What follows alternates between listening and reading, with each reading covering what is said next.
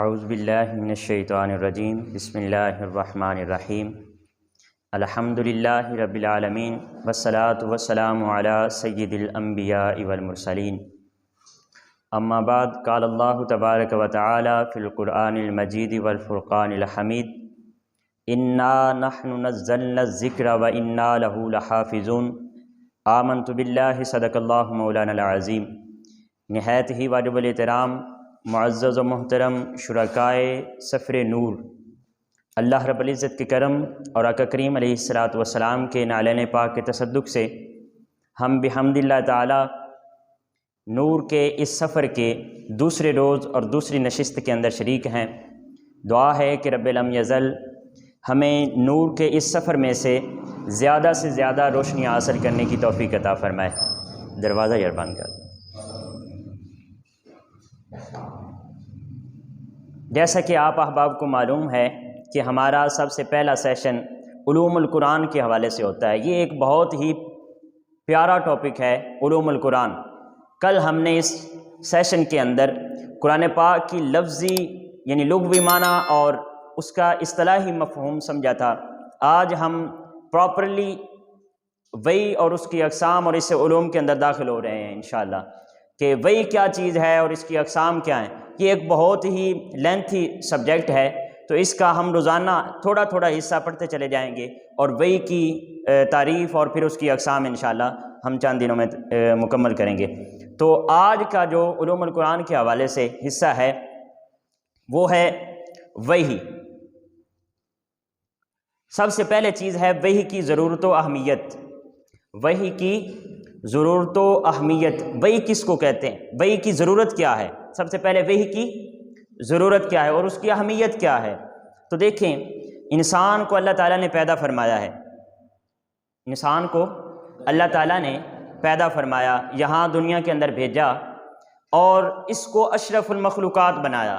بہت توجہ کے ساتھ اس پوائنٹ کو دیکھنا ہے آپ نے کہ انسان کو اللہ تعالیٰ نے تخلیق فرمایا اور اشرف المخلوقات تخلیق فرمایا، یعنی تمام مخلوقات سے انسان کو سب سے زیادہ شرف بخشا ہے۔ اور انسان کے علاوہ باقی جتنی کائنات ہے، ہم دیکھتے ہیں چرند پرند، حیوانات، نباتات، جمادات، جتنی اس کائنات کے اندر باقی مخلوقات ہے، اس سب کی سب کو انسان کی خدمت کے لیے پیدا فرمایا۔ انسان کو پیدا فرمایا اور باقی ساری مخلوقات کو انسان کی خدمت کے اندر لگا دیا کہ بھئی تو انسان کی خدمت کر۔ اب اس پوائنٹ کے بعد ایک سوال ذہن کے اندر آتا ہے کہ ساری کائنات کو تو انسان کی خدمت کے لیے لگا دیا اور ساری کائنات کی ڈیوٹی لگا دی کہ تو انسان کی خدمت کر، انسان کی ذمہ داری کیا ہے؟ یہ تو باقی مخلوقات کی ذمہ داری ہے کہ وہ انسان کی خدمت کرے۔ انسان کی ذمہ داری کیا ہے؟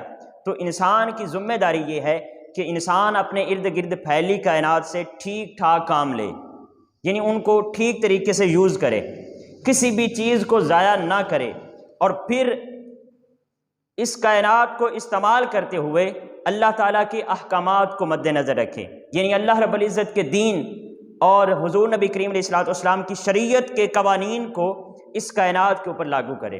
یہ انسان کی ذمہ داری ہے۔ اب یہاں پر یہ انسان کی ذمہ داری کا تو پتہ چل گیا کہ انسان نے اس کائنات کو اللہ رب العزت اور آقا کریم علیہ الصلوۃ والسلام کے احکامات کے مطابق چلانا ہے، یہ انسان کی ذمہ داری ہے۔ اب اس سے آگے والا سوال یہ ہے کہ کیسے چلائے؟ تو اس سوال کے جواب کے لیے علم کا ہونا ضروری ہے۔ بولیے کس چیز کا ہونا ضروری ہے؟ علم کا ہونا ضروری ہے۔ جب علم ہی نہیں ہوگا تو کیسے پتہ چلے گا کہ کس چیز کو کیسے یوز کرنا ہے، کس چیز کو کیسے استعمال کرنا اور اس کا صحیح استعمال کیا ہے، اور اللہ رب العزت کا کسی چیز کو استعمال کرنے کے بارے میں حکم کیا ہے؟ یہ تبھی پتہ چلے گا نا جب علم آئے گا۔ تو اس انسان کی اپنی جو ڈیوٹیاں ہیں، جو ذمہ داریاں ہیں، ان کو پورا کرنے کے لیے حصول علم ناگزیر ہے۔ بولیے کیا؟ حصول علم ناگزیر ہے، یعنی حصول علم ضروری ہے۔ علم ہوگا تو اپنی ذمہ داریاں انسان پوری کر سکے گا۔ اس علم کی ضرورت کو پورا کرنے کے لیے اللہ رب العزت نے وحی فرمائی ہے۔ دیکھیے، علم کے تین ذرائع ہیں، علم کے تین ذرائع ہیں۔ بڑا ایک ٹیکنیکل پوائنٹ ہے، توجہ کے ساتھ سنیے۔ علم کے کتنے ذرائع ہیں؟ تین۔ سب سے پہلا ہے حواس، دوسرا ہے عقل اور تیسرا ہے وحی۔ حواس کہتے ہیں جن چیزوں کے ذریعے ہم حس کرتے ہیں، محسوس کرتے ہیں۔ فار ایگزامپل ہمارے پاس آنکھ ہے، ہم آنکھ کے ذریعے دیکھتے ہیں، ہمارے پاس کان ہیں، ہم کانوں کے ذریعے سنتے ہیں، ہاتھ ہے، ہاتھوں کے ذریعے ہم چھوتے ہیں، کسی چیز کو محسوس کرتے ہیں۔ تو جب ان حواس کو ہم حواس خمسہ کہا جاتا ہے، اس کو حواس خمسہ یعنی پانچ حواس، تو ان کو جب ہم استعمال کرتے ہیں تو ہمیں علم حاصل ہوتا ہے۔ علم کا ایک ذریعہ یہ حواس ہیں، دیکھنا، سننا، پھر چکھنا، پھر کسی چیز کو پکڑ کر چھونا، یہ کیا ہیں؟ یہ حواس ہیں، اس کے ذریعے ہمیں علم حاصل۔ اور دوسرا ہے عقل، ہم عقل کی بنیاد پر دلالت کرتے ہیں، چیزوں کو جوڑ کر، پوائنٹس کو اکٹھا کر کے ہم چیز کے بارے میں علم حاصل کرتے ہیں۔ تو اس دوسرے علم کا ذریعہ کیا ہے؟ عقل ہے۔ دوسرا ذریعہ کیا ہے؟ عقل ہے۔ اور تیسرا ہے وحی، وحی جو اللہ رب العزت کی طرف سے بھیجی جاتی ہے، نازل کی جاتی ہے، وہ وہی ہے، یہ حتمی اور یقینی علم ہے۔ ٹھیک ہے، اب جو حواس خمسہ ہیں، کچھ علم اور کچھ علوم ایسے ہیں جو حواس خمسہ سے ہم حاصل کر سکتے ہیں۔ فار ایگزامپل میرے سامنے آپ بیٹھے ہوئے ہیں، آپ کے سامنے میں بیٹھا ہوا ہوں، تو آپ مجھے دیکھ کر یا میں آپ کو دیکھ کر آپ کے رنگ، آپ کے کپڑوں کے رنگ، آپ کی جسامت، آپ کے قد کے بارے میں جان سکتا ہوں، یہ میری حواس ہے۔ جب آپ بولیں گے تو آپ کی آواز کو سن کر میں محسوس کر سکتا ہوں اور علم حاصل کر سکتا ہوں۔ میں بول رہا ہوں، آپ سن رہے ہیں، علم حاصل کر رہے ہیں۔ یہ حواس کے ذریعے علم آ رہا ہے۔ بولیے کس کے ذریعے آ رہا ہے؟ حواس کے ذریعے علم آ رہا ہے۔ یہ تو علم آ رہا ہے حواس کے ذریعے جب آپ میرے سامنے بیٹھے ہوئے ہیں۔ اب کچھ علم ایسا ہے جو حواس سے آگے نکل جاتا ہے، جو حواس کے ادراک میں نہیں آتا ہے، جو حواس خمسہ کے ذریعے ہم نہیں حاصل کر سکتے۔ کچھ علوم ایسے ہیں، وہ کون سے ہیں؟ فار ایگزامپل آپ میرے سامنے بیٹھے ہوئے ہیں، میں ان حواس خمسہ کو استعمال کرتے ہوئے کیا یہ جان سکتا ہوں کہ آپ کے والدین کون ہیں، یا آپ کے دنیا کے اندر آنے کا سبب کیا ہے؟ نہیں، وہ عقل کا کام ہے۔ جب آپ میرے سامنے انسان بیٹھے ہوئے ہیں تو میں عقل کو استعمال کرتے ہوئے یہ علم حاصل کروں گا کہ یہ انسانوں کے بچے ہیں۔ ایسے ہی ہے نا، یہ فیصلہ کس نے دیا ہے؟ عقل نے دیا ہے۔ بولیے کس نے دیا ہے؟ عقل نے دیا۔ اب کچھ علم ایسا ہے جو حواس کے ذریعے حاصل ہوتا ہے، اور کچھ ایسا ہے جو عقل کے ذریعے مجھے علم حاصل ہوا، اور کچھ علم ایسا ہے جو عقل کے ذریعے بھی حاصل نہیں ہو سکتا، وہ پھر وحی کے ذریعے اس علم کی تشنگی کو پورا کیا جاتا ہے۔ کس کے ذریعے؟ وحی کے ذریعے۔ فار ایگزامپل اس کی بھی مثال دیتا ہوں۔ اب میں نے حواس خمسہ کو استعمال کرتے ہوئے آپ کی رنگ، آپ کے قد اور آپ کی حیت کے بارے میں اور آپ کے جو ترکیب ہے اس کے بارے میں تو میں نے جان لیا، آپ کے قد جسامت کے بارے میں نے جان لیا، پھر میں نے عقل کو استعمال کیا، آپ کے والدین کے بارے میں جان لیا۔ اب کچھ علم ایسا ہے جو عقل کے دائرے کے اندر بھی نہیں آتا، پھر اس علم کے لیے وحی کا ہونا ضروری ہے۔ وہ علم کون سا ہے؟ وہ انسان کی ذمہ داریاں ہیں۔ کیا حواس خمسہ کو استعمال کرتے ہوئے ہم جان سکتے ہیں کہ میری ذمہ داریاں کیا ہیں؟ نہیں جان سکتے۔ عقل کو استعمال کرتے ہوئے نہیں جان سکتے۔ اس علم کے لیے کہ انسان کی ذمہ داریاں کیا ہیں، انسان کے فرائض کیا ہیں، اس علم کے حصول کے لیے وحی کا ہونا ضروری ہے کہ اللہ رب العزت کی طرف سے ہمیں علم عطا ہو کہ میری کیا ذمہ داریاں ہیں۔ پھر اللہ رب العزت نے اس علم کی تشنگی کو پورا کرنے کے لیے اور اس ضرورت کو پورا کرنے کے لیے اللہ رب العزت نے وحی اتاری ہے۔ یہ ہے وحی کی ضرورت، کہ وحی کیوں ضروری ہے؟ وحی اس لیے ضروری ہے، جو میں نے پیچھے 5-7 منٹ میں بیان کیا، اس کا خلاصہ پیش کرتا ہوں، کہ انسان کو پیدا کیا اور پوری کائنات کو انسان کی خدمت کے لیے لگا دیا۔ اب پوری کائنات تو انسان کی خدمت میں لگی ہوئی ہے، انسان کی کیا ذمہ داریاں اور فرائض ہیں، انسان کو کیوں تخلیق کیا گیا، انسان کا کیا مقصد ہے، اس سوال کے جواب کے لیے علم کا ضروری ہے، علم کا ہونا ضروری ہے، اور علم کے لیے وحی کا ہونا ضروری ہے۔ اس علم کے لیے وحی کا ہونا ضروری ہے۔ یہ تو تھی وحی کی ضرورت اور وحی کی اہمیت۔ اب ہم چلتے ہیں وحی کی تعریف کی طرف، کہ وحی ہے کیا چیز، وحی کس کو کہتے ہیں، وحی کس کو کہتے ہیں؟ تو سب سے پہلے ہم پڑھتے ہیں وحی کا لغوی معنی۔ وحی کا لغوی معنی، جس طرح کل ہم نے قرآن کے بارے میں قرآن کا لغوی معنی پڑھا، تو وہ 4 لفظوں سے نکلتا ہے۔ پھر قرآن کا ہم نے اصطلاحی معنی پڑھا، کل ہم نے پوری تفصیل لفظ قرآن کے بارے میں پڑھی، اب ہم لفظ وحی کے بارے میں پڑھیں گے کہ اس کی لغوی تعریف کیا ہے اور پھر اصطلاحی تعریف کیا ہے۔ لغوی تعریف، اس کا مادہ وحیٌ اور ایحاء سے ہے، ایحاء، وحیٌ اور ایحاء سے اس کا مادہ ہے، اور اس کا معنی ہے جلدی سے کوئی اشارہ کرنا۔ کیا معنی ہے؟ جلدی سے کوئی اشارہ کرنا، کوئی سگنل دینا، چاہے وہ ہاتھ کی ہلانے سے ہو، چاہے وہ بولنے سے ہو، آواز سے ہو، چاہے وہ آنکھوں کے جھپکنے سے ہو، چاہے وہ جو لگے ہوتے ہیں اشارے چوکوں پر ان سگنلز کی صورت میں ہو، یعنی کوئی اشارہ دینا۔ یہ جو اشارہ ہم دیتے ہیں، میں ایسے کر کے کسی کو بلاتا ہوں، اشارہ کرتا ہوں، یا ایسے کر کے کہتا ہوں پیچھے چلے جاؤ، یہ جو اشارہ دیا جا رہا ہے، چاہے وہ کس شکل میں بھی ہو، چاہے وہ کسی ڈھول کی آواز کی شکل میں ہو، اشارہ دیا ہے نا، تو یہ جو اشارہ دینا ہے یہ کیا ہے؟ وحی کا لغوی معنی ہے، وحی کا لغوی معنی ہے۔ کسی چیز کو یا کسی انسان کو اشارہ دینا، کسی چیز کی طرف اشارہ کرنا، یہ کیا ہے؟ وحی کا لغوی معنی ہے۔ یہ تو ہے لغوی معنی کہ کسی چیز کی طرف اشارہ کرنا جلدی سے، اور اس کا اصطلاحی معنی جو ہمیں ریکوائرڈ ہے، جس کی ہمیں ضرورت ہے کہ اس کا اصطلاحی مفہوم کیا ہے، تو وحی کا اصطلاحی مفہوم ہے کلام اللہ، اللہ کا کلام، کلام اللہ۔ اصطلاحی تعریف اس کو کہتے ہیں جو عرف عام کے اندر استعمال ہوتی ہے۔ تو وہی عرف عام کے اندر کیا استعمال ہوتی ہے؟ تو کلام اللہ، اللہ کا کلام، المنزل علی نبی من انبیائہ، وہی اس چیز کو کہتے ہیں جو اللہ کا کلام ہو اور کسی نبی پر نازل کیا گیا ہو، اللہ کا کلام ہو اور کسی نبی پر نازل ہوا ہو، یہ وحی کی اصطلاحی تعریف ہے۔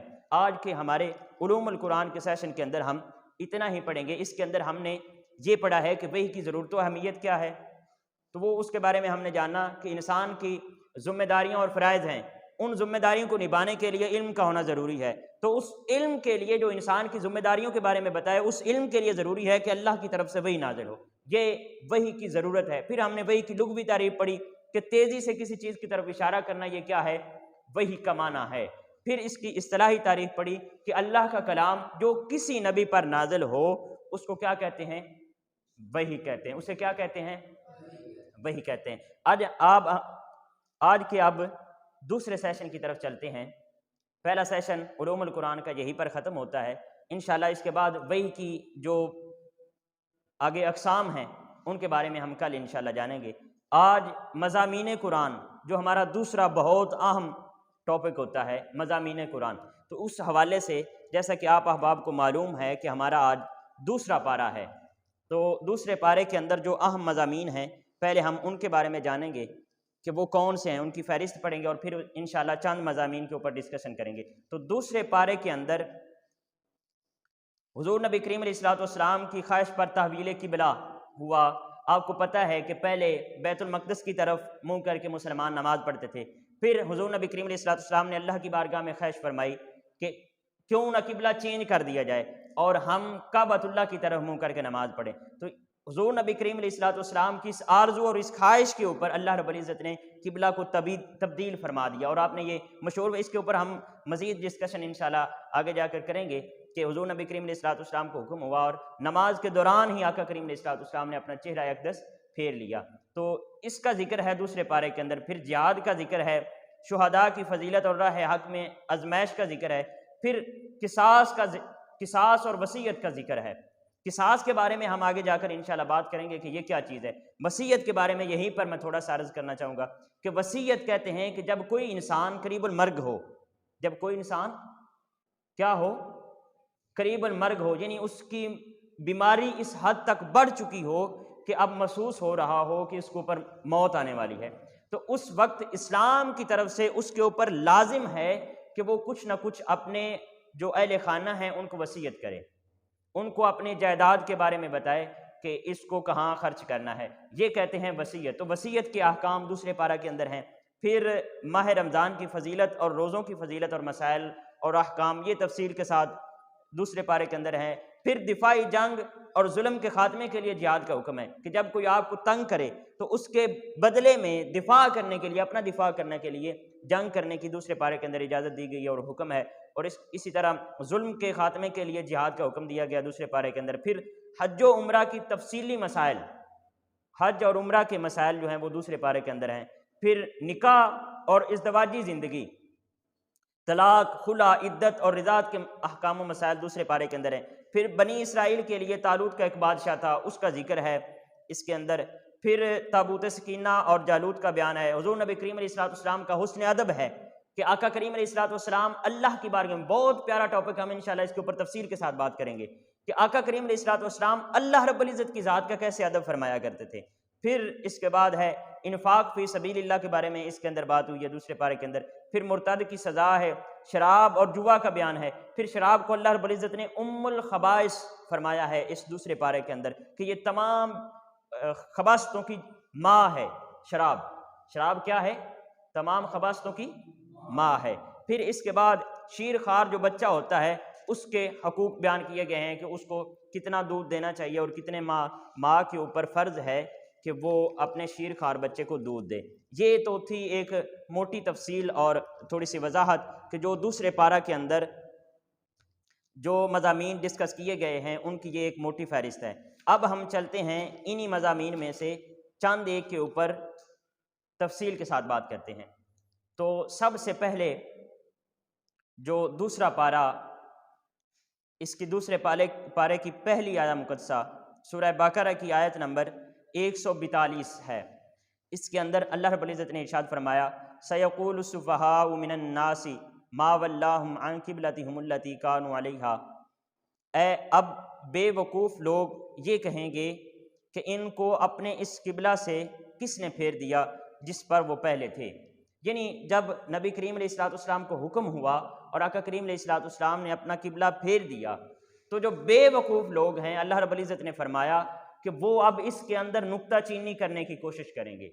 اب اس آیہ مقدسہ سے ہمیں یہ سبق ملتا ہے کہ جو نبی کریم علیہ السلام کے حکم کو دست بستہ قبول کر لیتا ہے اور اس کے مطابق اپنا عمل کرنا شروع کر دیتا ہے، اللہ رب العزت کی نگاہ کرم میں وہ عقل مند ہے۔ اور جو نبی کریم علیہ السلام کے حکم یا عمل کے اندر اپنے عقل کے گھوڑے دوڑانے شروع کر دیتا ہے، اللہ رب العزت نے ان کو بے وقوف فرمایا ہے کہ جو لوگ اب نبی کریم علیہ السلام کی اس امر مبارک، جو حضور نبی کریم علیہ السلام نے قبلہ اپنا چینج فرمایا، پہلے بیت المقدس کی طرف سے تھا اور پھر اللہ رب العزت کے حکم سے بیت اللہ کی طرف یعنی خانہ کعبہ کی طرف کر دیا، تو جو بے وقوف لوگ ہیں اللہ رب العزت فرما رہا ہے کہ وہ اب اس کے اندر باتیں کریں گے اور چے مگویاں کریں گے۔ تو اس سے ہمیں یہ سبق ملتا ہے کہ عقل مندی آقا کریم علیہ السلام کی غلامی میں ہے۔ عقل مندی بولیے کس میں ہے؟ حضور کی غلامی میں ہے۔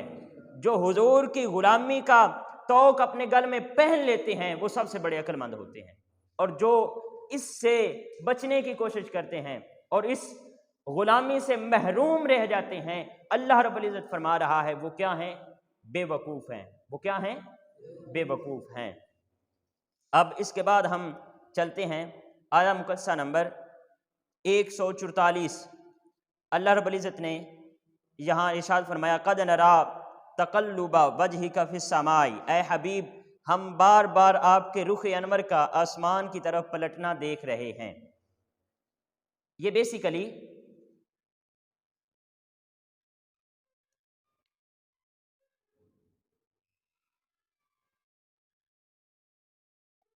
حضور نبی کریم علیہ السلام نے جب آپ کے دل کے اندر یہ خواہش آئی کہ کیوں نہ قبلہ تبدیل کر دیا جائے، تو آقا کریم علیہ السلام نے اللہ کی بارگاہ میں عرض نہیں کی کہ اے میرے مولا ہمارا قبلہ تبدیل فرما دیا جائے، بلکہ آپ نے نماز کے اندر ہی، دوران نماز ہی حضور نبی کریم علیہ السلام نے ایسے آسمانوں کی طرف اپنا سر مبارک بلند فرمایا، اپنا چہرہ اقدس ایسے اوپر بلند فرمایا، اور اس ادا کو اللہ رب العزت نے کلام مجید کے اندر ذکر فرما دیا۔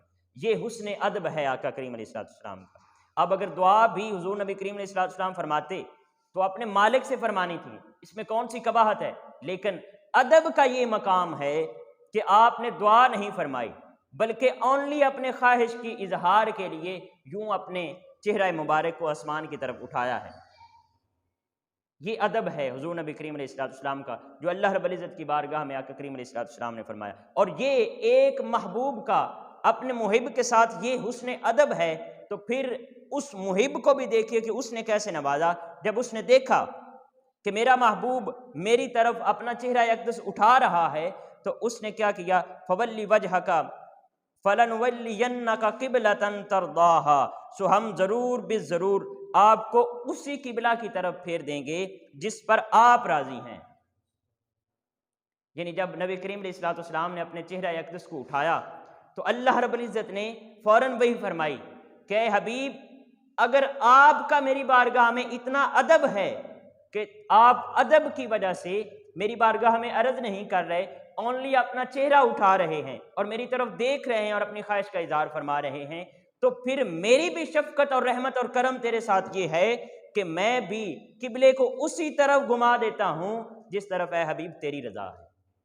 تو اللہ رب، یہاں پر دیکھیں لفظ ہے ترضاھا، اے حبیب جس طرف تیری رضا ہے، جس طرف تیری خواہش ہے، پھر میں بھی تیرے ادب کا یہ لحاظ کرتے ہوئے اور تیرے ساتھ محبت کا اظہار فرماتے ہوئے ابھی میں چہرے کو اس طرف کر دیتا ہوں جس طرف اے حبیب تیری رضا ہے۔ فولی وجہک شطر المسجد الحرام، پس اب آپ اپنا رخ انور ابھی مسجد حرام کی طرف پھیر لیجئے، یعنی ابھی نماز کے دوران ہی آپ اپنا رخ انور پھیر لیجئے۔ تو یہ اللہ رب العزت کا وہ کرم ہے اور اللہ رب العزت کی وہ محبت ہے جو اس نے اپنے کریم آقا صلی اللہ علیہ وسلم کے ساتھ فرمائی۔ اعلیٰ حضرت رحمت اللہ تعالیٰ علیہ کتنے ہی پیارے انداز میں فرماتے ہیں، فرمایا خدا کی رضا چاہتے ہیں دو عالم، کہ خدا کی رضا دو عالم چاہتے ہیں، ہر چیز یہ چاہتی ہے کہ ہمیں خدا کی رضا مل جائے، خدا چاہتا ہے رضائے محمد۔ فرمایا فَلَنُوَلِّيَنَّكَ قِبْلَةً تَرْضَاهَا، اے حبیب ہم اس طرف ہی قبلے کو پھیر دیں گے جس طرف اے حبیب تیری رضا ہے۔ تو اعلیٰ حضرت فرماتے ہیں خدا چاہتا ہے رضائے محمد، کہ خدا نے یہاں پر اپنے محبوب کی رضا کا لحاظ فرمایا ہے اور فرمایا ہے اے حبیب جس طرف تیری رضا ہے ہم قبلے کو اسی طرف گھما دیتے ہیں۔ پھر اس کے بعد ایک شاعر نے کیا خوب آقا کریم علیہ الصلوۃ والسلام کی بارگاہ میں اپنا ہدیہ عقیدت پیش کیا ہے کہ بات ان پر جو چھوڑ دیتے ہیں، بہت ہی پیارے اشعار ہیں، توجہ کے ساتھ سماعت فرمائیے گا۔ بات ان پر جو چھوڑ دیتے ہیں، دل شکستہ وہ جوڑ دیتے ہیں، ان کے لطف و کرم کا کیا کہنا، لاکھ مانگو کروڑ دیتے ہیں، لاکھ مانگو کروڑ دیتے ہیں، اور کعبہ بنتا ہے اس طرف ہی ریاض، کعبہ بنتا ہے اس طرف ہی ریاض، رخ جدھر کو وہ موڑ دیتے ہیں۔ تو آقا کریم علیہ الصلوۃ والسلام جس طرف آپ کی خواہش ہوتی ہے، جس طرف آقا کریم علیہ الصلوۃ والسلام کی آپ کی طلب ہوتی ہے اور آپ کی رضا ہوتی ہے، اللہ رب العزت اسی طرف کعبے کو پھیر دیتا ہے۔ پھر اس کے بعد ہم چلتے ہیں تو آیہ مقدسہ نمبر 156 کے اندر اللہ رب العزت نے ایک بہت ہی پیارے موضوع کو اور مضمون کو ڈسکس کیا ہے۔ یہاں پر اللہ رب العزت ارشاد فرماتے ہیں الذین اذا اصابتہم مصیبہ، جن پر کوئی مصیبت پڑتی ہے تو کہتے ہیں قالوا انا للہ و انا الیہ راجعون، بے شک ہم بھی اللہ ہی کا مال ہیں اور ہم بھی اسی کی طرف پلٹ کر جانے والے ہیں۔ تو یہاں پر اللہ رب العزت نے اپنے محبوب بندوں کا اور اپنی محبین کا ذکر فرمایا ہے کہ جو میرے ساتھ محبت کرنے والے ہوتے ہیں، جب میری طرف سے کوئی آزمائش آتی ہے، جب کوئی تکلیف پہنچتی ہے ان کو، تو وہ کیا کہتے ہیں کہ ہم اللہ ہی کے لیے ہیں اور اللہ ہی کی طرف لوٹ کر جانے والے ہیں۔ کل منافقین کی صفات ہم نے پڑھتے ہوئے پڑھا تھا کہ جو منافق لوگ ہوتے ہیں ان کی ایک صفت یہ ہے کہ جب اسلام کے اندر آسانیاں آتی ہیں تو اسلام کے ساتھ چلنے لگ پڑتے ہیں، اور جب کوئی مشکل کا سامنا کرنا پڑ جاتا ہے تو پھر وہیں پر رک جاتے ہیں اور اسلام کا دامن چھوڑ دیتے ہیں۔ لیکن جو اللہ کے مقربین ہوتے ہیں وہ جس حالت میں بھی ہوں، جس حال کے اندر بھی ہوں، وہ ہر حال کے اندر صبر کرتے ہیں اور اللہ کی بارگاہ میں شکر بجا لاتے ہیں اور یہ کلمات پڑھتے ہیں کہ ہم تو اللہ ہی کے لیے ہیں اور ہمیں اسی کی طرف لوٹ کر جانا ہے۔ اور پھر جو اس مقام تک پہنچ جاتے ہیں اور ہر حال میں اللہ کا شکر ادا کرتے ہیں، فرمایا اولئک علیہم صلوات من ربہم ورحمہ، یہی وہ لوگ ہیں جن پر ان کے رب کی طرف سے پے در پے نوازشیں ہیں، واولئک ھم المہتدون، اور یہی لوگ ہدایت یافتہ ہیں، کہ جو ہر گھڑی، ہر مشکل وقت کے اندر، ہر آزمائش کے اندر، اللہ رب العزت کی طرف سے آنے والے ہر امتحان کے اندر جو اللہ کی بارگاہ میں یہ گزارش کرتے ہیں کہ اے اللہ ہم تیرے ہی لیے ہیں یعنی ہم تیری ہی عبادت کے لیے ہیں اور ہمیں تیری ہی طرف لوٹ کر جانا ہے۔ جو یہ کلمات ادا کرتے ہیں پھر اللہ رب العزت فرماتا ہے کہ ان کے اوپر میری طرف سے پے در پے رحمتیں نازل ہوتی ہیں اور پے در پے ان کے اوپر نوازشیں ہوتی ہیں، اور یہی لوگ ہدایت یافتہ ہیں۔ تو ہمیں ہر حال کے اندر اللہ رب العزت کا شکر ادا کرنا چاہیے اور اللہ رب العزت کے کرم سے اس سے شکر کی توفیق مانگنی چاہیے، چاہے جیسے بھی حالات آ جائیں، کبھی بھی ناشکری کے کلمات اپنی زبان پر نہیں لانے چاہیے۔ میں نے بڑے لوگوں کو دیکھا ہے کہ ذرا سی مشکل آتی نہیں ہے اور پھر شروع ہو جاتے ہیں اللہ رب العزت کے معاذ اللہ شکوے کرنے اور اللہ رب العزت کے گلے کرنا شروع کر دیتے ہیں۔ وہ اپنی نعمتوں کو بھول جاتے ہیں کہ اللہ نے کرم نوازیاں کتنی کی ہیں۔ اور جو آپ دیکھیں جب بھی کوئی مشکل آتی ہے نا زندگی کے اندر، یہ بہت توجہ کے ساتھ جملہ سنیں، جب بھی کوئی زندگی کے اندر مشکل آتی ہے تو حقیقت میں وہ مشکل ایک بہت بڑی آسانی اور کرم نوازی کو ساتھ لے کر آتی ہے۔ اللہ رب العزت نے ارشاد فرمایا ان مع العسر یسرا، بے شک ہر مشکل کے ساتھ آسانی ہے۔ تو جب بھی کوئی زندگی مشکلیں، حقیقت میں مومن کی زندگی میں مشکلیں آتی ہی اس لیے ہیں کہ اس کے ساتھ اللہ رب العزت آسانی دینا چاہتا ہے۔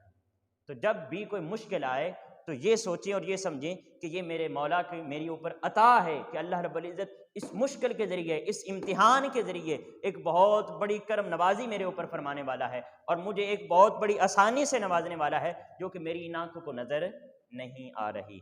تو یہ ایک صبر کا درس ہے جو اللہ رب العزت نے، اور شکر کا درس ہے جو یہاں پر اللہ رب العزت نے ہمیں عطا فرمایا۔ پھر اس کے بعد آیہ مقدسہ نمبر ہے یہ 165 آیت نمبر ہے، سورہ بقرہ آیت نمبر 165 165۔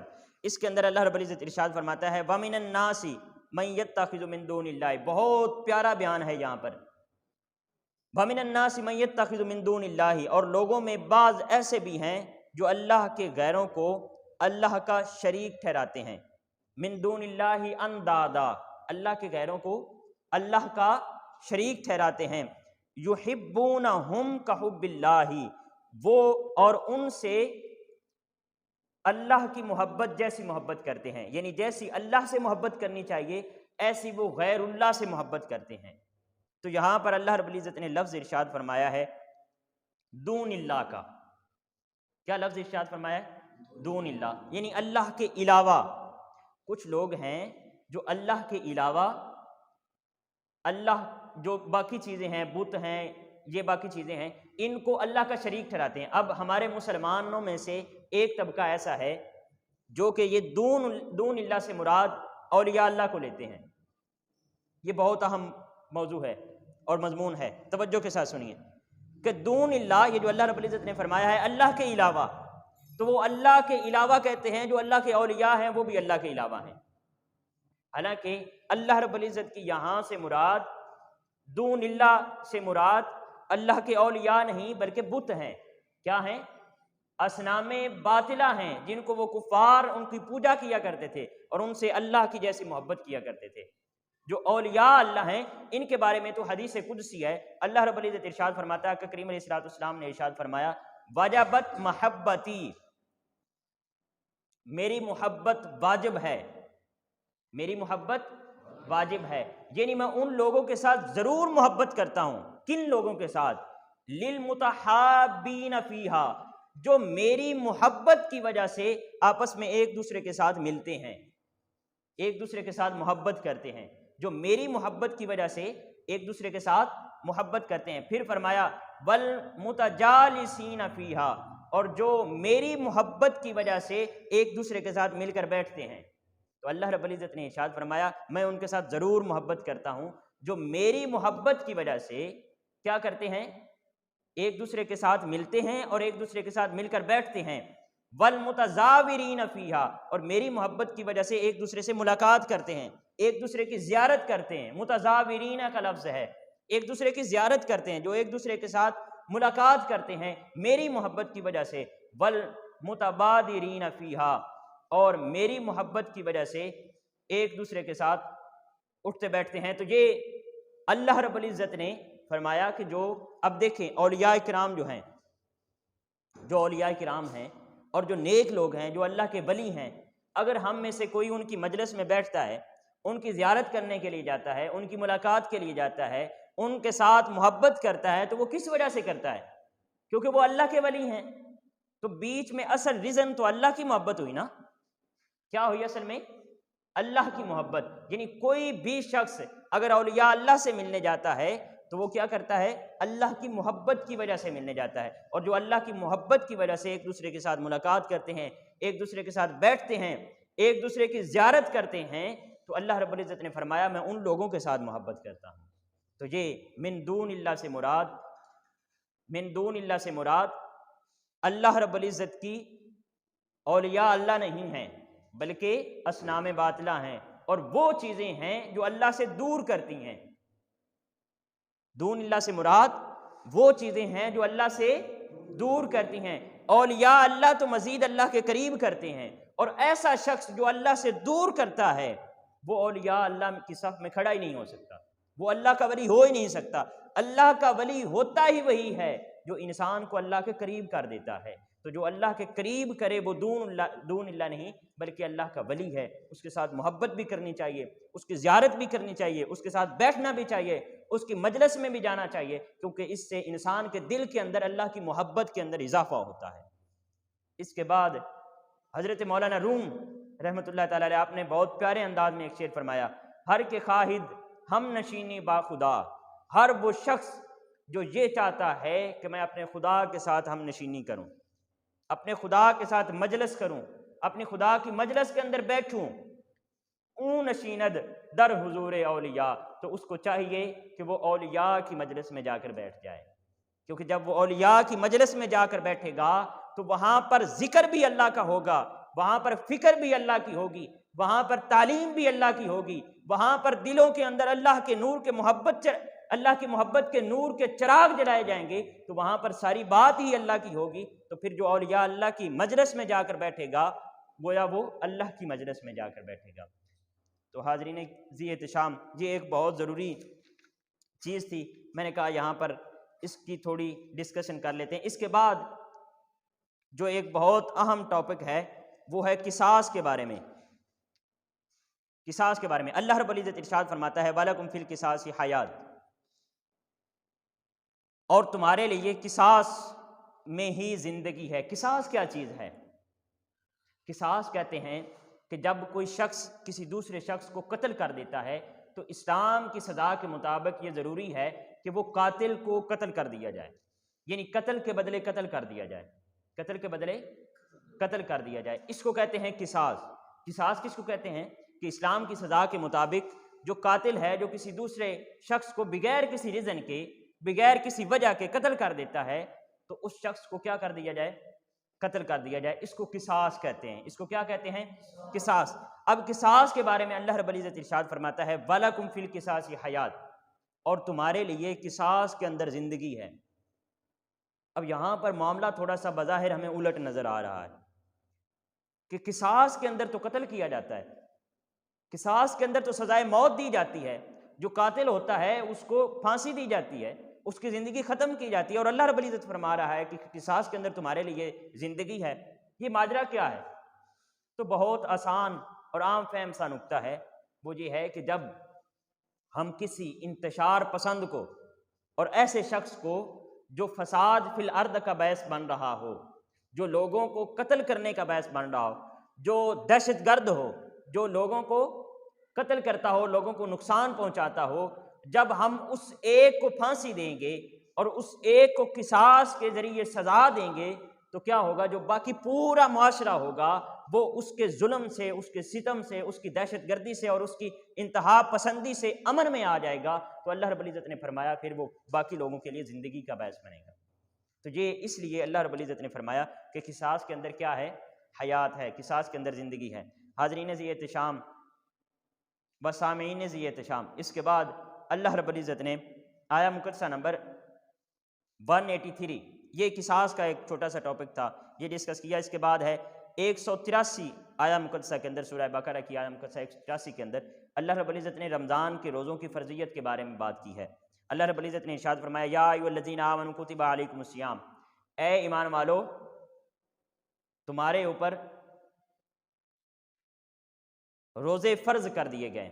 روزوں کی جو فرضیت ہے یہ دوسری صدی ہجری میں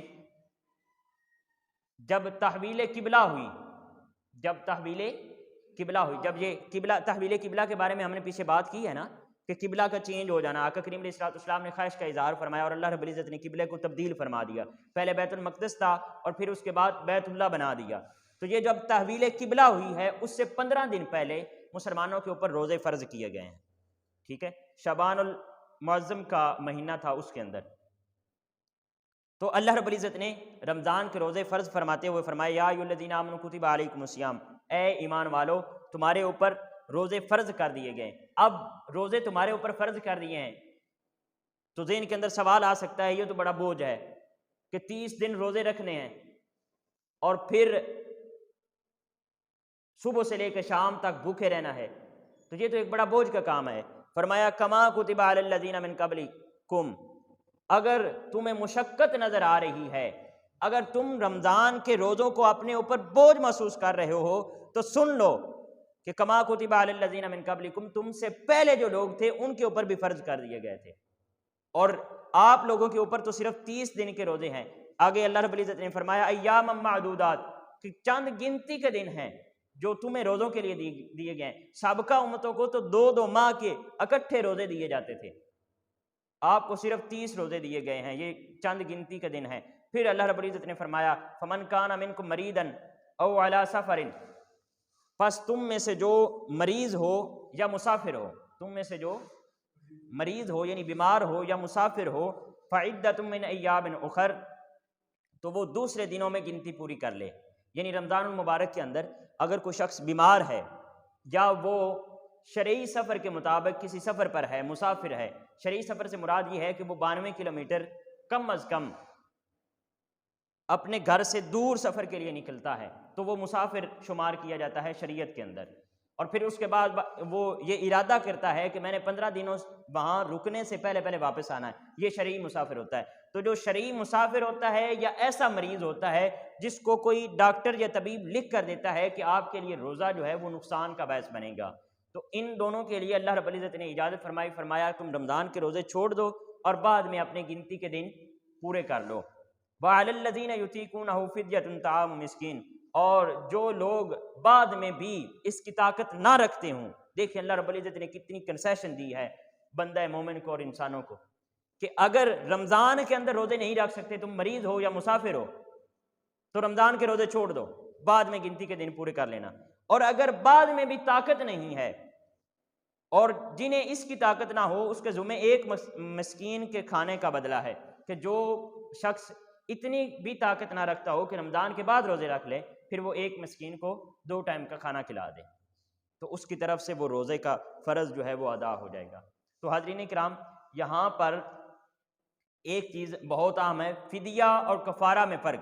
یہ فدیہ ہے کہ اگر انسان کے پاس طاقت نہیں ہے اور وہ روزے کو چھوڑتا ہے، یعنی وہ بیمار ہے یا وہ سفر پر ہے، تو اس وجہ سے وہ روزے کو چھوڑ دیتا ہے، طاقت کے نہ ہوتے ہوئے وہ روزے کو چھوڑتا ہے، تو اس کا بعد میں گنتی کا دن پورے کرنا وہ کیا ہے؟ فدیہ ہے۔ یہ کیا ہے؟ فدیہ ہے۔ اور اگر انسان جان بوجھ کر روزے کو چھوڑتا ہے، اس کے پاس طاقت بھی ہے، وہ بیمار بھی نہیں ہے، مسافر بھی نہیں ہے، آزادی کے دنوں میں عام حالات میں جان بوجھ کر روزے کو چھوڑ دیتا ہے، تو پھر وہ فدیہ ادا نہیں کرے گا بلکہ کفارہ ادا کرے گا۔ تو کفارہ کیا ہے؟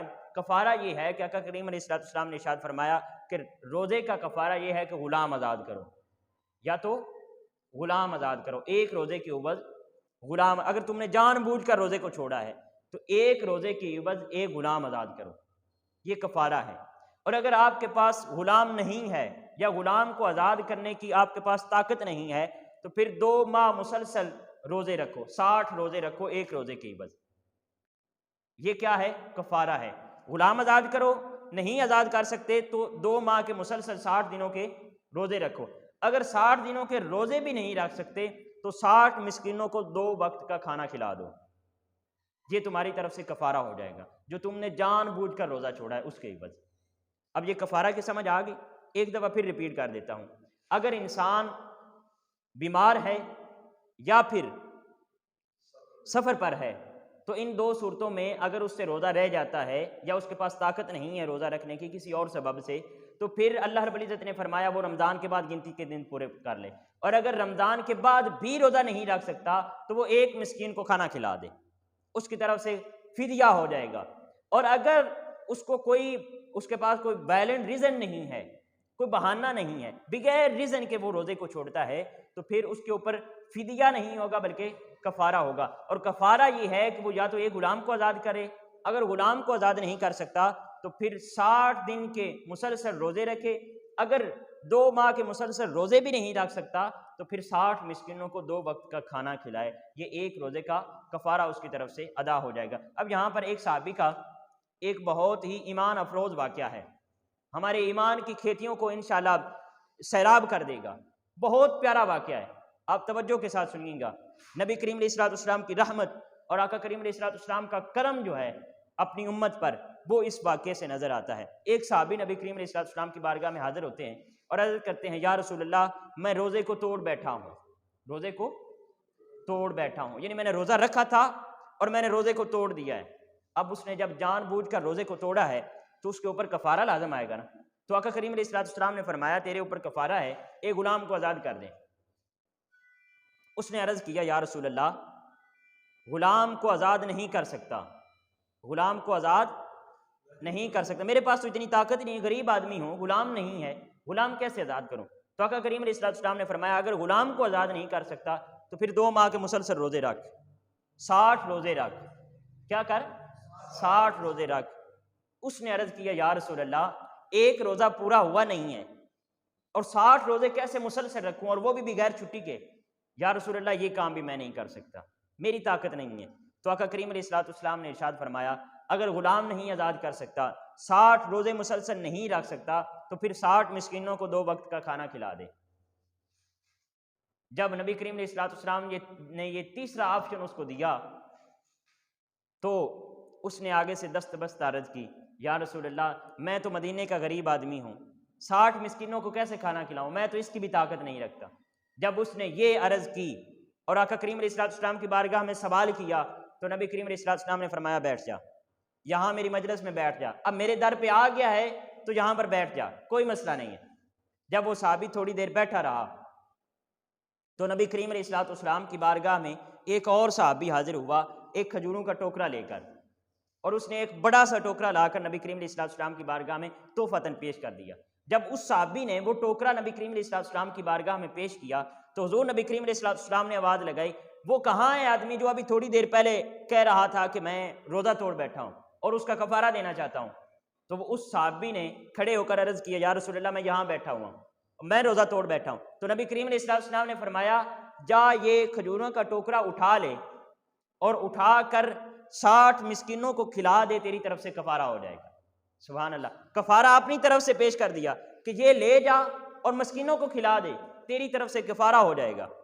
اب جب اس صحابی نے یہ سنا کہ کھجوریں ہیں اور ان کو مسکینوں کے اندر جا کر بانٹنا ہے تو قربان جائیے اس صحابی نے مانگنے کی انتہا کر دی ہے اور میرے نبی نے کرم نوازی فرمانے کی انتہا کر دی۔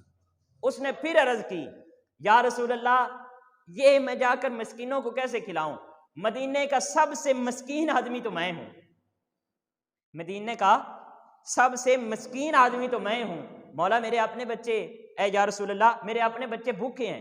تو نبی کریم علیہ الصلوۃ والسلام نے کرم کی انتہا فرماتے ہوئے فرمایا کہ اے میرے غلام یہ کھجوروں کا ٹوکرا اٹھا اپنے بچوں کو کھلا دے، تیرے بچے بھی کھا لیں گے اور تیری طرف سے کفارہ بھی ہو جائے گا۔ سبحان اللہ، کیا کرم کی انتہا ہے۔ اب دیکھیے اللہ رب العزت کی طرف سے جو حد ہے وہ تو یہ ہے نا کہ یا غلام آزاد کرو کفارہ کے لیے، یا پھر 2 ماہ کے مسلسل روزے رکھو، یا پھر 60 مسکینوں کو کھانا کھلاؤ۔ تو نبی کریم علیہ الصلوۃ والسلام نے جو کہ شارع علیہ السلام ہیں، یعنی آپ خود شریعت کی تشریح فرمانے والے بھی ہیں اور آپ خود شارع بھی ہیں، یعنی آپ شریعت بنانے والے بھی ہیں، تو نبی کریم علیہ الصلوۃ والسلام نے اپنے کرم کی انتہا فرماتے ہوئے اس صحابی کو فرمایا کہ جا یہ اپنے ہی بچوں کو کھلا دے تو تیری طرف سے کفارہ بھی ہو جائے گا۔ تو ناظرین کرام اس حدیث مبارکہ کی انتہا جو اس کا اینڈ ہے وہ بہت پیارے انداز میں ہوتا ہے۔ جب وہ صحابی وہ ٹوکرا اٹھا کر کھجوروں کا ٹوکرا نبی پاک صلی اللہ علیہ وآلہ وسلم کی درگاہ سے خیرات لے کر جب وہ واپس جا رہا تھا اور نبی کریم علیہ الصلوۃ والسلام نے اس کو جھومتے ہوئے اور بڑی خوشی کے اندر واپس اپنے گھر کی طرف جاتے ہوئے دیکھا تو نبی کریم علیہ الصلوۃ والسلام مسکرائے، آپ خوش ہوئے، اور آپ اتنے خوش ہوئے کہ صحابہ فرماتے ہیں حضور نبی کریم علیہ الصلوۃ والسلام کی داڑھیں نظر آنے لگی۔ حضور نبی کریم علیہ الصلوۃ والسلام نے اپنے ایک امتی کو خوشی کے اندر دیکھ کر اتنی زیادہ مسرت کا اظہار فرمایا۔ تو ناظرین کرام، یہ ایک بہت پیارا واقعہ تھا جو کہ نبی کریم علیہ الصلوۃ والسلام کی عطا اور آقا کریم علیہ الصلوۃ والسلام کی کرم نوازی کے اوپر دلالت کرتا تھا۔ تو میں نے سمجھا اس کو ضروری ہے یہاں پر اپنے ایمانوں کو تازہ کرنے کے لیے اور اپنے دلوں کو نورانیت حاصل کرنے کے لیے، اپنے دلوں کے اندر نورانیت کا چراغ جلانے کے لیے اور نبی کریم علیہ الصلوۃ والسلام کی عظمت، آپ کی شفقت اور آپ کی رحمت کو سمجھنے کے لیے اس واقعے کا لازماً یہاں پر ذکر کیا جائے۔ پھر اس کے بعد ناظرین کرام ہم چلتے ہیں تو آیہ مقدسہ نمبر 187 187 آیت نمبر، اس کے اندر اللہ رب العزت نے ارشاد فرمایا زوجین کے بارے میں، یعنی شوہر اور بیوی کے بارے میں فرمایا کہ ہن لباس لکم وانتم لباس لہن، کہ وہ یعنی تمہاری بیویاں، مردوں کو حکم فرمایا کہ تمہاری بیویاں تمہارا لباس ہیں، وانتم لباس لہن، اور تم ان کا لباس ہو، یعنی تمہاری بیویاں تمہارا لباس ہیں اور تم مرد لوگ ہو یہ ان کا لباس ہو، یعنی اپنی بیویوں کا لباس ہو۔ تو جہاں پر اللہ رب العزت نے مردوں کو عورتوں کے لیے اور بیویوں کو اپنے شوہروں کے لیے لباس سے تعبیر فرمایا۔ اب لباس کیا ہوتا ہے ناظرین کرام؟ لباس ہوتا ہے جسم کو ڈھانپنے کے لیے۔ کس کے لیے ہوتا ہے؟ جسم کو، ہر عیب کو ڈھانپنے کے لیے، ہر نقص کو ڈھانپنے کے لیے لباس ہوتا ہے، ہر اس چیز کو ڈھانپنے کے لیے لباس ہوتا ہے جو ڈھانپی جانی چاہیے۔ بولیے لباس کس لیے ہوتا ہے؟ ہر اس چیز کو ڈھانپنے کے لیے جو ڈھانپی جانی چاہیے۔ تو اللہ رب العزت نے یہاں پر فرمایا ہے کہ مرد عورتوں کے لیے اور عورتیں اپنے مردوں کے لیے کیا ہیں؟ لباس ہیں۔ بولیے کیا ہیں؟ لباس ہیں۔ یعنی شوہر اپنی بیویوں کے ہر عیب کے اوپر پردہ کریں، ان کے ہر راز کو چھپائیں، اور اسی طرح جو عورتیں ہیں وہ اپنے شوہروں کے ہر راز کو چھپائیں۔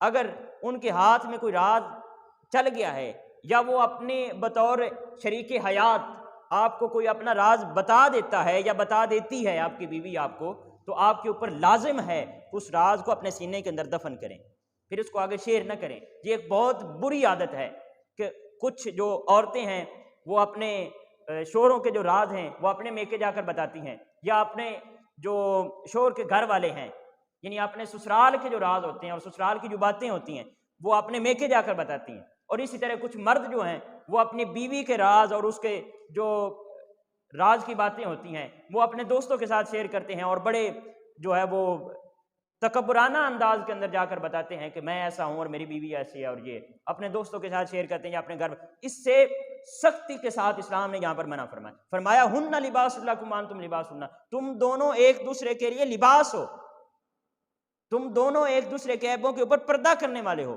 یہ کیسے ہو سکتا ہے کہ تم ایک دوسرے کے عیبوں کو اچھالتے پھرو اور ان کو جو ہے وہ لوگوں کے سامنے بیان کرتے پھرو؟ تو یہ ایک بہت اہم سماجی نکتہ ہے جو اللہ رب العزت نے یہاں پر کلام کے اندر فرمایا ہے، اس آیہ مقدسہ کے اندر ارشاد فرمایا۔ تو ہمیں اپنی ازدواجی زندگی کے اندر خدا کے لیے بہت ہی اس اہم نکتے کو سمجھنے کی کوشش کریں اور اس کے اوپر مکمل توجہ دیں کہ یہ بہت ایک اہم نکتہ ہے کہ ہمیں ایک دوسرے کے راز کا، بولیے کیا کرنا چاہیے؟ خیال کرنا چاہیے، اپنے شریک حیات کا خیال کرنا چاہیے۔ ہمارے استاد محترم ہیں قبلہ حافظ محمد سعید رضا بغدادی صاحب، وہ فرمایا کرتے ہیں کہ جو میاں بیوی کا رشتہ ہوتا ہے وہ سرے سے ہے ہی محبت اور اندھا اعتماد کا نام۔ دو چیزیں وہ بیان فرماتے ہیں، محبت اور اندھا اعتماد۔ یہاں پر اعتماد نہیں، انہوں نے کہا ہے کہ اندھا اعتماد، کہ اگر آپ اپنی بیوی کے ساتھ آپ کو محبت ہے تو ایک تو محبت بڑی ہائی لیول کی ہونی چاہیے، والدین کے ساتھ محبت، ان کا ادب اور ان کے ساتھ حسن سلوک یہ الگ بات ہے، وہ ایک الگ چیز ہے، اس کو اپنی جگہ پر رکھنا چاہیے، لیکن اپنی شریک حیات کے ساتھ آپ کو کھل کر محبت ہونی چاہیے، اور پھر صرف آپ کے دل کے اندر جذبات نہیں ہونے چاہیے بلکہ اس کا اظہار کرنا چاہیے۔ کئی لوگ میں نے سنے ہیں جو کہ کہتے ہیں کہ ہمیں اپنے شریک حیات کے ساتھ محبت تو ہے لیکن میں اظہار نہیں کرتا. کیوں نہیں اظہار کرتا؟ بھئی اظہار کروں گا تو اس کا دماغ خراب ہو جائے گا، وہ اس کا دماغ خراب ہو جائے گا، وہ اکڑ جائے گا، وہ سمجھے گا میرے بغیر اس کا گزارا نہیں. بھئی دماغ خراب نہیں ہوتا ہے. اگر آپ کو اس کے ساتھ محبت ہے تو اس محبت کا اظہار کریں، اور اگر ہے کیا آپ کو ہونی چاہیے اپنے شریک حیات کے ساتھ محبت ہونی چاہیے بجائے باہر جا کر رشتے جوڑنے کے. یہ اسلام ہمیں درس دیتا ہے. یہ کیا ہے؟ اسلام ہمیں درس دیتا ہے. دو زوجین ہیں تو وہ آپس میں ایک دوسرے کے ساتھ محبت کریں اور پھر اس محبت کا اظہار کریں. میرے سامعین سن رہے ہیں، آپ احباب تشریف فرمائیں. آپ لوگوں کو چاہیے کہ اگر آپ کہیں کام کرتے ہیں آفس میں تو واپسی جاتے ہوئے اپنی بیوی کے لیے کچھ نہ کچھ تحفہ لیتے جائیں اپنی محبت کے اظہار کے لیے. یہ اسلام ہمیں درس دیتا ہے. یہ آقا کریم علیہ الصلوۃ والسلام کے اسوہ حسنہ سے درس ہے. اور اسی طرح بیویوں کو چاہیے کہ وہ اپنے مردوں کے ساتھ محبت کا اظہار کریں. آقا کریم علیہ الصلوۃ والسلام کی بارگاہ میں ایک صحابی حاضر ہوا اور اس نے آ کر عرض کی، یا رسول اللہ میں فلاں شخص سے بہت زیادہ محبت کرتا ہوں. بولیے کیا کرتا ہوں؟ بہت زیادہ محبت کرتا ہوں. جب اس نے نبی کریم علیہ الصلوۃ والسلام کی بارگاہ میں آ کر عرض کیا، یا رسول اللہ میں فلاں شخص سے محبت کرتا ہوں، تو آقا کریم علیہ الصلوۃ والسلام نے فرمایا، کیا تو نے اس کو جا کر بتایا ہے کہ میں تجھ سے محبت کرتا ہوں؟ اس نے عرض کی، یا رسول اللہ میں نے ابھی تک اس کو بتایا نہیں ہے کہ میں تجھ سے محبت کرتا ہوں. نبی کریم علیہ الصلوۃ والسلام نے فرمایا، ابھی اٹھ اور اس کو جا کر فوراً بتا کہ میں تیرے ساتھ بہت زیادہ محبت کرتا ہوں. ہمارا مسئلہ یہ ہے کہ ہم ساری زندگی ایک دوسرے کے ساتھ محبت بھی کرتے ہوتے ہیں، والدین بچوں کے ساتھ محبت کرتے ہوتے ہیں، بچے اپنے والدین کے ساتھ کرتے ہیں، لیکن اس کا اظہار نہیں کرتے، اس کا اظہار نہیں کرتے. اور ساری زندگی ایک دوسرے سے منہ بٹے ہوئے گزر جاتی ہے، اور بوتھا بنائے ہوئے جو پنجابی کے اندر کہتے ہیں ایسے گزر جاتی ہے. اور جب کوئی ایک گزر جاتا ہے پھر کہتے ہیں وہ میں تو اس سے بہت زیادہ محبت کرتا تھا، میرا تو اس کے ساتھ بہت گہرا تعلق تھا، میرا تو اس کے ساتھ بہت اچھا ریلیشن تھا، میں تو دل سے اس کی قدر کرتا تھا، اس سے محبت کرتا تھا. پھر ہم مرنے کے بعد پچھتاتے رہتے ہیں. بھئی مرنے کے بعد پچھتاوے سے بہتر ہے کہ آج جن لوگوں سے محبت ہے، نبی کریم علیہ الصلوۃ والسلام کا حکم ہے کہ ان کے ساتھ محبت کا اظہار کرو. اور اسی طرح یہاں پر جو ازدواجی رشتہ ہے اس کے بارے میں بات کی گئی ہے. قرآن ہمارے جملہ، یہ میں نے کل بھی عرض کیا تھا شاید کسی موقع پر اسی کلاس کے اندر یا عرفان القرآن کی کلاس کے اندر، کہ اسلام جو ہے وہ مکمل ضابطہ حیات ہے. اسلام ہماری زندگی کے ہر گوشے کو ڈسکس کرتا ہے. اب یہاں پر دیکھ کہ اسلام نے ہماری ازدواجی زندگی کے بارے میں کتنے احسن رول دیے ہیں، ان چند لفظوں کے اندر کتنی بڑی رہنمائی فرما دی ہے کہ ہن لباس لکم وانتم لباس لہن، کہ وہ تمہارا لباس ہیں اور تم ان کا لباس ہو.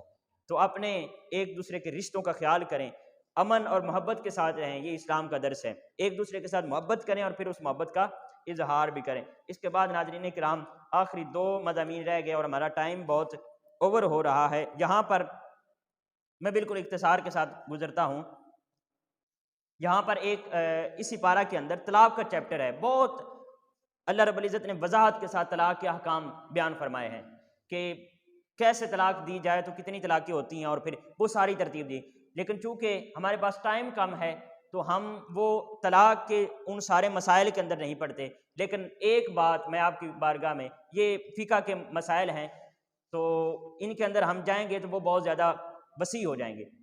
میں آپ کے گوش گزار ایک بات کرنا چاہتا ہوں کہ نبی کریم علیہ الصلوۃ والسلام نے ارشاد فرمایا، ابغض الحلال عند اللہ الطلاق، کہ اللہ رب العزت کے نزدیک جو حلال کام ہیں ان میں سے سب سے ناپسند کام جو ہے وہ کیا ہے؟ طلاق ہے.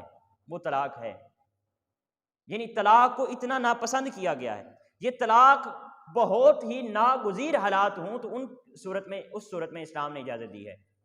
اور پھر آقا کریم علیہ الصلوۃ والسلام کے جو اسوہ حسنہ سے ہمیں درس ملتا ہے وہ تو یہ ہے کہ جب آپ کی بیوی اور آپ سالوں سال ایک دوسرے کے ساتھ گزار چکے ہیں، رشتہ ازدواجیت میں بندھنے کے بعد آپ ایک دوسرے کے ساتھ سالوں سال گزار چکے ہیں اور ایک دوسرے کو سمجھنے کی کوشش کر چکے ہیں، لیکن اس کے باوجود آپ ایک دوسرے کو انڈرسٹینڈ نہیں کر سکے، نہیں ہوتی انڈرسٹینڈنگ، تو اس کے بعد طریقہ کار کیا ہے کہ سب سے پہلے ایک طلاق دیں اور پھر ایک ترتیب کے ساتھ پھر جب آپ 1 ماہ گزر جائے اور آپ کو محسوس ہو کہ میں اس کے بغیر رہ سکتا ہوں، پھر آپ دوسری طلاق دیں. اس طرح کر کے اسلام نے طلاق کو بڑے ایک یعنی کہ اینڈ پوائنٹ پر جا کر رکھا ہے کہ جب آپ بالکل ہی تھک ہار چکے ہیں کہ آپ یہ رشتہ بالکل نہیں نبھا سکتے، تو پھر اس صورت میں طلاق کا جو ہے نا وہ عمل کیا جاتا ہے۔ طلاق جو ہمارے معاشرے میں آج عام ہو چکی ہے، یہ اللہ رب العزت کے قہر کا سبب بن سکتی ہے کہ ذرا سی بات ہوئی نہیں، ذرا سا جھگڑا ہوا نہیں اور جناب طلاق دے دی۔ یہ ہر بات پر اور ہر معاملے کا حل جو ہے وہ طلاق نہیں ہونا چاہیے، اور ہر غصے کا نتیجہ طلاق نہیں ہونا چاہیے۔ غصہ انسان کے عقل کا اور انسان کا دشمن ہے، غصہ انسان کے عقل کو کھا جاتا ہے۔ تو غصے کی صورت میں آقا کریم علیہ السلام نے فرمایا کہ اگر تم کھڑے ہو تو بیٹھ جاؤ، اگر بیٹھے ہوئے ہو تو پانی پیو اور وضو کرو، غصے کو ٹھنڈا کرو۔ تو جب بھی غصہ آئے تو ان عمل پر کام کریں، ان اقدامات پر عمل پیرا ہوں، بجائے اس کے کہ آپ ذرا سا غصہ آیا، ذرا سا اپنے شریک حیات سے کچھ ٹسل بنی اور اس کو جناب طلاق دے دی۔ تو طلاق جو ہے یہ اللہ رب العزت کے نزدیک حلال کاموں میں سے سب سے ناپسند کام ہے۔ آخری ٹاپک کو لیتے ہیں، آخری مضمون کو، اور پھر انشاءاللہ اس کے بعد آج کے لیے چھٹی کرتے ہیں۔ تو آج کا آخری ٹاپک ہے قرض حسنہ۔ آیہ مقدسہ نمبر ہے 245، سورہ بقرہ آیہ مقدسہ نمبر 245۔ اللہ رب العزت نے ارشاد فرمایا من ذا الذی یقرض اللہ قرضا حسنا، کون ہے جو اللہ کو قرض حسنہ دے، جو اللہ کو قرض حسنہ دے۔ من ذا الذی یقرض اللہ قرضا حسنا، کون ہے جو اللہ کو قرض حسنہ دے۔ اب یہاں پر یہ سوال آتا ہے کہ اللہ کو قرض حسنہ کیسے دینا ہے؟ اللہ تو خود غنی ہے، اللہ تو ہر چیز کا مالک ہے، اللہ تو ہر چیز پر قدرت رکھنے والا ہے، ہمارے پاس جو کچھ ہے وہ اللہ کا ہی تو عطا کرتا ہے، تو پھر اللہ کو قرض کیسے دینا ہے؟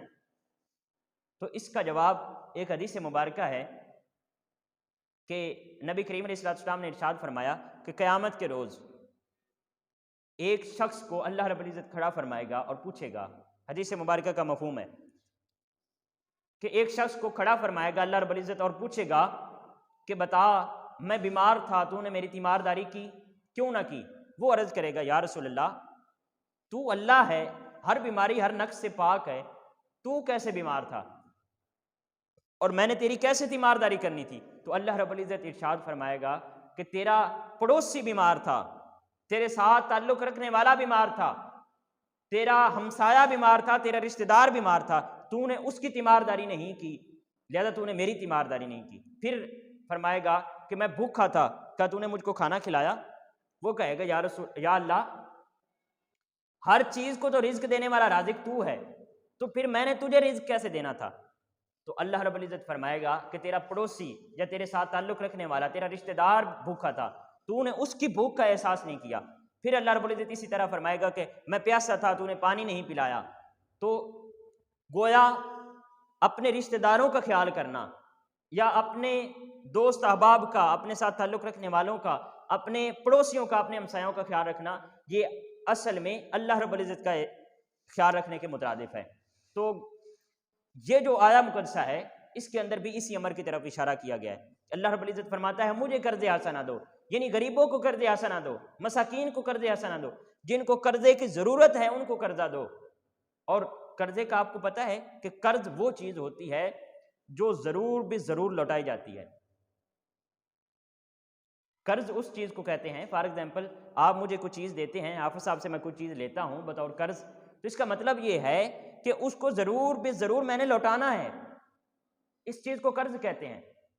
ایسے ہی ہے نا، جو ویسے لے لی جائے وہ تو یا تحفہ ہوتا ہے یا پھر وہ کوئی کسی کی مدد کر دیتا ہے، یا وہ بھیک ہوتی ہے جو کسی بھکاری کو دے دی جاتی ہے، یا کسی کو ویسے مدد کر دی جاتی ہے، وہ قرضہ نہیں ہوتا۔ قرضہ وہ ہوتا ہے جو ضرور بھی ضرور لوٹایا جاتا ہے۔ ایسے ہی ہے نا، اللہ رب العزت فرما رہا ہے کہ تم میں سے کون ہے جو مجھے قرض حسنہ دے۔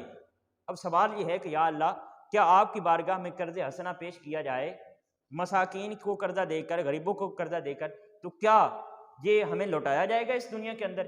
تو اللہ رب العزت نے آگے فرمایا فَيُضَاعِفَهُ لَهُ أَضْعَافًا كَثِيرًا، کہ ہاں اگر تم مجھے قرضہ دیتے ہو تو میں اس کے اندر اتنا زیادہ اضافہ فرماؤں گا کہ تم سوچ بھی نہیں سکتے۔ اضعافاً کثیرہ، اضعافاً کثیرہ، اس کو اتنا ملٹیپلائی کر دوں گا کہ تمہاری سوچ سے بڑھ جائے گا۔ تو قرض حسنہ دینا چاہیے، ان لوگوں کو قرض دیں جن کو قرض کی ضرورت ہے۔ کچھ لوگ ہوتے ہیں، اچھا یہ قرض حسنہ کیا ہے؟ ایک اور آخری بات کرنے کے بعد ہمارا ٹائم بھی پورا ہو چکا ہے۔